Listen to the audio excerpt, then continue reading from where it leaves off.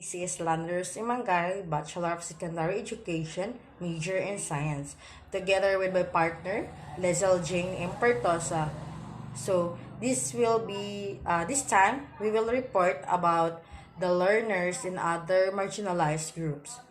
So marginalized group. When I say marginalized group, it is a different groups of people within a given culture, context, and history are at risk of being subjected to multiple discrimination due to the interplay of different personal characteristics or grounds such as sex, gender, age, ethnicity, religion or belief, health status, disability, sexual orientation, gender identity, education or income, or living in various geographic localities. So, the term marginalization refers to individuals or groups who live at the margins of society. So, it is called social exclusion. Marginalization in education. According to the UNESCO, it is a form of acute and persistent disadvantage rooted in underlying social inequalities. So, marginalization is a process of making a group or a class of people less important or relegated to secondary position. So, marginalization occurs when there is a social discrimination. So, the different types of discrimination. First, we have gender discrimination or gender bias. So, which is, our example, if the boy student more important to the than the girl student, this is found as discrimination. So, next is religion or beliefs. So when we say religion or beliefs, example, some students are discriminated because they are different religion, and some of them they accept what they are believing. So that is religion or beliefs.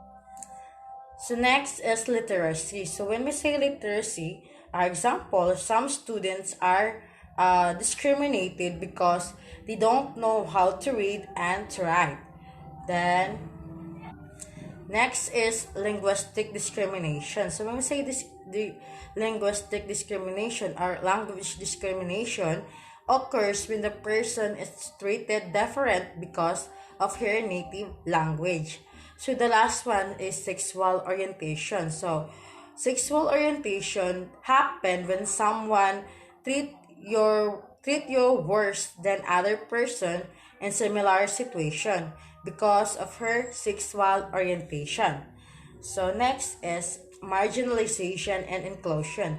According to Ban Ki-moon, the youth are often at the front line to stand against discrimination, inequality, and marginalization. The youth are a force for transformation. He stressed that how marginalization is defined varies from one context to the other, and people may have varied perspective on who they think is being marginalized. So for example, if you are a person with a disability and you are denying access to education because teacher did not know how to accommodate your needs, so you are marginalized. So, what causes marginalization? So, it was highlighted that marginalization is caused by a lot of factors. One's paradigm, prejudice, and biases to a certain group or sector in society contribute to the issue of marginalization. So, what can young people do this address marginalization? So, it was empowering to observe that the participant consistently recognize the fact that they are young people can contribute to addressing the issue of marginalization in society. So, the next part, the different learners in marginalization groups will discuss by Ms. Lissel Jane and Pertosa. Good day and God bless everyone. This is the continuation of the report of my partner. So by the way, I am Lesson Jane M. Partusa. So now I'll render my part by discussing further details as the continuation of this particular topic. But first, let's do a quick recap. So, we've been through the first part, marginalization and education, and the second part is marginalization and inclusion, as discussed by my partner, Miss Laneros Angay. So, the third and the last, I will impart to you the graphs of my learning with regards to the different learners in marginalized group. So the first list or example of marginalized people or group, not just an educational environment, but also in other aspects of our society. So the first, we have child laborers or domestic workers. So child laborers as the practice of having children engage in economic activity on part of full-time basis, and they are already working. So the unfavorable lives that has been given to these children has much more detrimental impacts to their physical and mental development. So one of the saddest factor or reason to be pointed out why these children are work at a very young age is mainly because of poverty, lack of good schools, as well as growth of informal economy. So aside from that, it's the parents' responsibility to sustain for the family, and the children shouldn't be liable for the responsibility that their parents must portray in the first place. So the one major reasons why some children lives are being compromised is because of the parents' lack of family planning. So actually, this is the issue is one of our country's major concern. The rate of teenage pregnancy and unplanned family building can be pointed out why our country is at verge on dealing with poverty. So hence, many lives of our fellow men, especially the young learners, are forced to work to sustain for the family instead of going to school and learn a lot of things for the betterment of their future and for the country. So, according to the International Labor Organization or the ILO, child labor affects 215 million minors worldwide. So see, how sad to think how eminent the population of young learners or laborers, not just in our country but throughout the world. So imagine that 215 million minors or children throughout the globe who are working to sustain for the family instead of going to school. So as the result, they remain illiterate, which limit their ability to contribute to their own well-being, so as well as to the community they live. So the child's labor is where children at a very young age choose to work due to poverty. They have no choice but to do it, even it is hard, because if they will not do it, they cannot survive from their everyday living. So due to this, they are not able to send in school because the time that they should spend to study was spent to work. There is a law that protects to the right of the child. Included here is the child should not allow to work because it is their parents' responsibility to provide their basic needs. So now, what is the impact of child labor on academic performance? So, first, child labor generates negative effects that hinder the child's cognitive, emotional, and social development. In the majority of cases, child labor makes adequate child and youth inclusion in the educational system difficult. So now, why is this things happening? Because childs gives their time for their works and have less or no time to study homework. Hence, it would take a long period of time for them to learn, since their attention that supposedly reserved for academic purposes is reduced to the fatigue produced by the intense labor. So, what we can do as a person to stop child labor? So, since this issue has been long rooted in our history, there is already a huge gap needed to fulfill. And it is so sad to say that it takes us longer years to address this issue. But for the meantime, our small ways can lead to bigger result and aid for the betterment of our future. So, we can actually donate funds and NGOs working for those rehabilitation or street children. And the second one is make the rural people aware about in benefit of education so that these people will be given a chance to rephrase their perspective and somehow realize that their children shouldn't be left behind and therefore must pursue education to cope up with the major changes of our modern world and give contribution not just for the family but for the country as a whole. So, and the third is help government to stop child labor. This is the most advocacy that we should support as a matter of fact.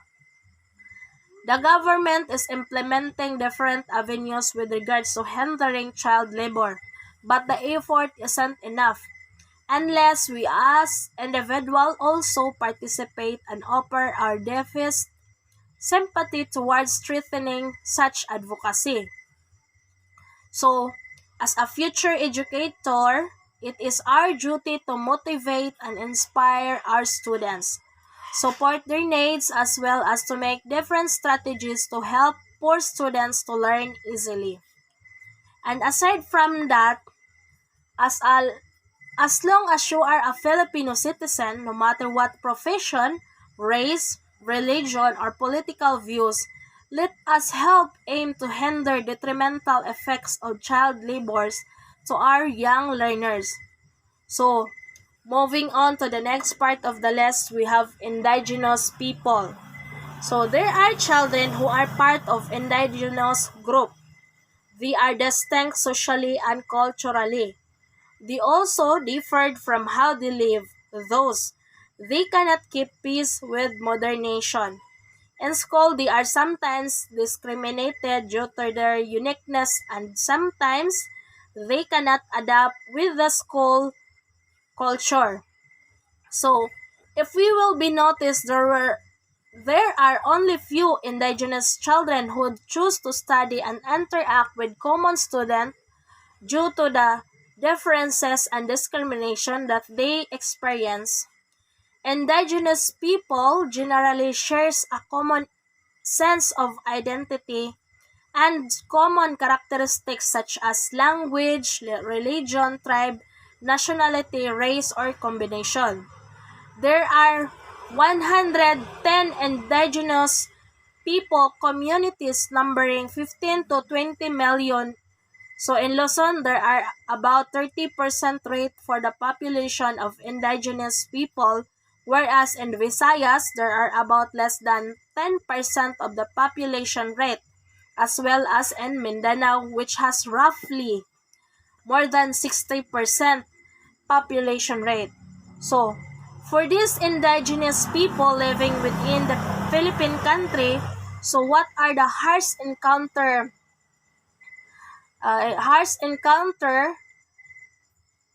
that most of our indigenous Philippine experience in a normal classroom setting.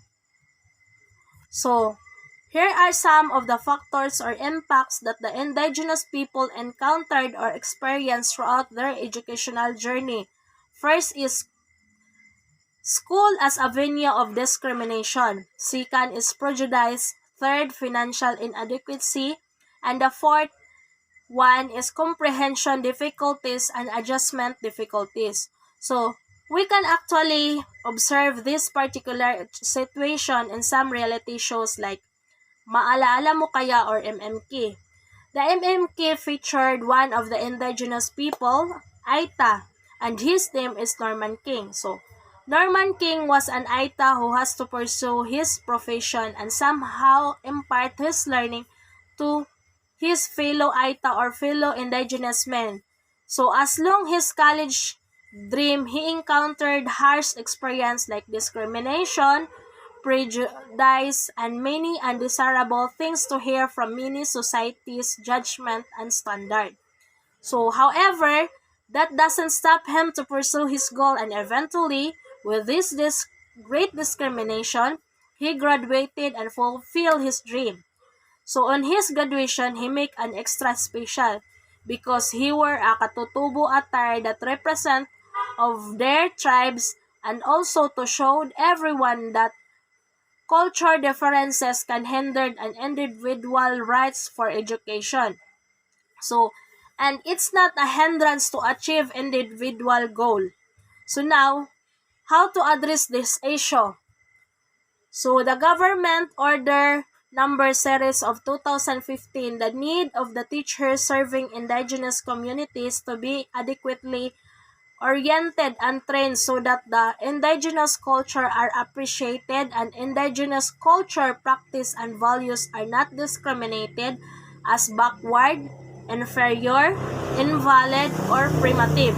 So therefore, the child labor and indigenous people both experience discrimination, poverty, and for which has an adequate access provisions on education. So in some point of my discussion, the government can help marginalized groups to reach their position and help them to live better.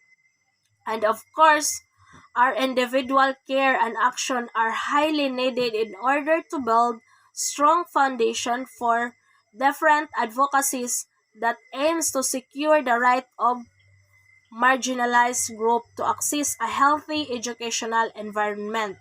So, let's move on. So the next in the list is abused children. Child abuse when a partner or a caregiver, whether through action or failing to act, causes injury, death, emotional harm, or risk of serious harm to a child. There are many forms of child treatment including neglect, physical abuse, sexual abuse, verbal, emotional abuse, mental or psychological abuse, financial, economic abuse, and cultural or identity abuse. So there are many forms of child's maltreatment including neglect, physical abuse, sexual abuse, verbal, emotional abuse, mental and or psychological abuse, financial, economic abuse, and cultural identity abuse. So these abuse is mentioned are all combination of having physical or social abuse or neglect. So when we talk about physical abuse may include beating, shaking, and biting. So a bit shaking and biting. So when we see this in physical injury of different part of the body of the children or the child, next is sexual abuse. Any sexual activity that cannot understand or consent to. So in sexual abuse, this includes act as fondling, oral genital contact, and or sexual intercourse. So for example, in sexual abuse, if someone touched the child in sexual in such as if someone touched the child in sexual way, the child thinks it's just a touch but it's actually a harassment. So next is neglect. So neglect is the common form of child abuse. So child neglect can include physical neglect, emotional neglect, educational neglect, supervisory neglect. So physical neglect is which failure to provide physical necessity that a child's need. Next is emotional neglect, which means the failure to provide affection towards the child. So in the educational neglect, it is the failure to provide education that the child needs. So, and the next is supervisory neglect, which to look out of the child well-being. For those I mentioned, can be solved by a psychological or emotional abuse result from all the above. But also, we can be associated with verbal abuse, which can harm a child's self-worth or emotional well-being. So next is we will proceed to the refugees or displaced children. So when we talk about displaced people, include internally displaced people. people who remain in their countries, as well as refugees, people who across international border. So meaning, if they are facing poverty in first in their home communities, their situation can be worse. They can when they are displayed on another places. So children who are displaced describe facing greater poverty than did in their home communities. So they have usually less behind their position and with restriction and freedom of movement. So and the regulation of profession. Often their family's livelihood. So being displayed in other places or community can lead into interrupt schooling. Children may face a lot of trouble to access that school. So if they are going to display in their community, they are already marginalized by the society. So now let's proceed to the next, the children conflict. So conflict zone to war or political instability that disrupts essential services such as housing, transportation, communication, water, and healthcare, which requires the response of peoples outside of the community. So if there is a conflict zone, those are the essential survey that are disclosed and cut off. 1 out of 4 children worldwide live in this dangerous situation. So children are being deliberated recruited as combatants. So instead of holding a pen, they are holding a gun. So they are being considered soldier or combatant. So sometimes you are being to bet to the enemy. The violence among serves severe problems which all children and women faces during armed conflict is highlighted race or rape, sexual womb, post-procession, and other form of gender-based. So violence, women of all age are target, but adolescents, girls are vulnerable. So while the most victims have been girls, young boys are also raped or forced into prostitution. So although all through such cases are generally underreported, so sometimes when we heard like rape, we always think that the victim is a girl. We often forget the boy can be also a victim of rape. They cannot be forced they cannot be forced to do something or touch a thing. Both during and after conflict, children remain exposed to the danger of the landmines. So after the war, the children are still in danger. So the children born of war commonly faced with stigma, communication, abandonment, and infanticide. So the the closure of school during conflict and war results in children being punished into the street. So punished into these children are commonly seen as illegitimate and as enemy children. So they can be subjected to rejection, abuse, or neglect from family members and their community. So to prevent having marginalization inside or even outside, teachers